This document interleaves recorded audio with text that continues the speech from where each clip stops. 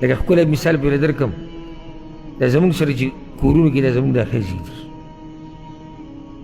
دوی کله ناکله داسې څه وکړي چې موږ له غوسه راشي خیال دی که نه دی او که ته په دې غریبې ګزار وکړي تا به څوک منع کړي د الله نه علاوه دغه ټیم کې څوک منع کولی شي او که ته یې وکنځې غریبه تا ته ناسته ده څه به ووایي تا ته ته به ورله مور پلار هم وکنځې خاندان به ورله هم وکنځې تا ته به څه ووایي کېدای شي ته یې طلاقه کړي څه به وکړي غریبه څه کولی شي دې ټیم کې غوسه مزه نه کوي او ځکه موږ یو پیر یو مجلس کې ناست وو څه علما وو څه کسان په ملک کې یو ځای کې پروګرامونه هلته دا دغه روان شو چې لکه پلانې چې دی دی کور کې ډېر تکړه دی او دی داسې دی او هغه داسې دی کور کې چې سړی داسې ښایي کور کې چې سړي یو دغه یې داسې یو دغه یو ما ګوره دا خبره نامناسب ده که زه داسې ووایم چې پلانې ښه زورور دی او زما په هغه باندې ښه روب داب دی دا خبره ځای نیسي که نه ځای نه نیسي ولې ځای نیسي سړی دی او څه دی زورور دی ښه زه دا ووایم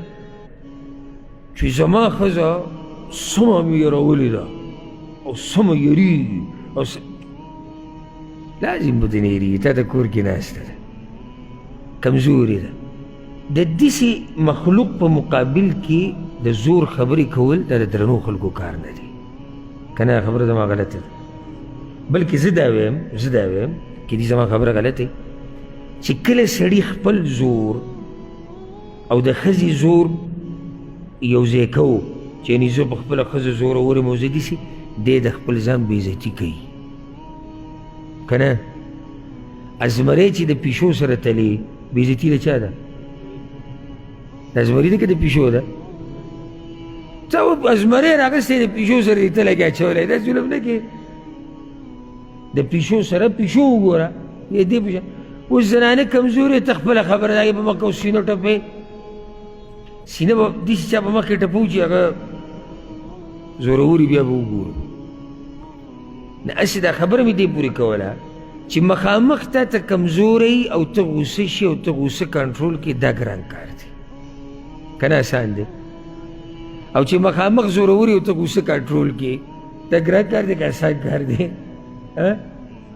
اسان دی بله لار نشته ته به لازم غوسه کنټرولوې نو الله دې موږ له طاقت د دې راکړي چې موږ د کمزورو په مخ کې غوسه کنټرول ساتو